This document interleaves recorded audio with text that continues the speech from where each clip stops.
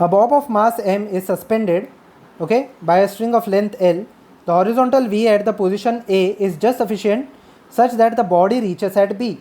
If the velocity is just sufficient to reach point B, it means that it is just performing the vertical circular motion.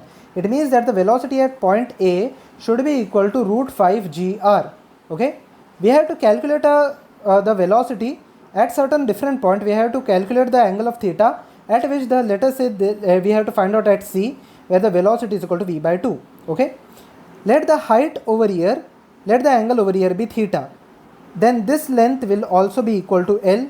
So this height, that is, let us say height OM will be equal to L cos theta.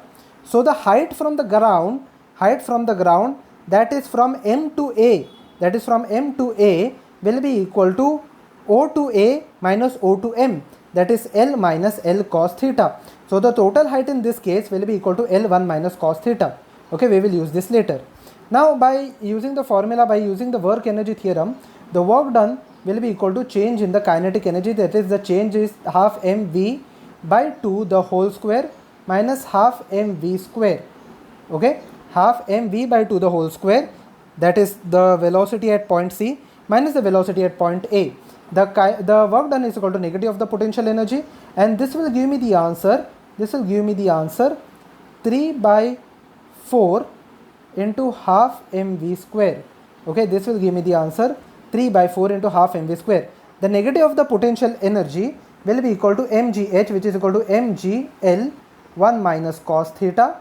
Okay, 1 minus cos theta is equal to 3 by 4 into half mv square. Now the velocity, I know that it is equal to root 5 rg. So when I square this part, it will be equal to 5 rg. Okay, it will be equal to 5 rg. Okay, when I substitute the values over here, instead of r I can say it is L. Okay, so mg and mg will get cancelled out, L and r will get cancelled out over here. So 1 minus cos theta, and minus sign will also get cancelled out. Okay, this will be minus 3 by 4. So minus and minus sign will get cancelled out. So it will be equal to 1 minus cos theta is equal to 3 into 5 is equal to 15 divided by 4 into 2 is equal to 8. So 1 minus cos theta is equal to 15 by 8, or cos theta will be equal to 1 minus 15 by 8, which will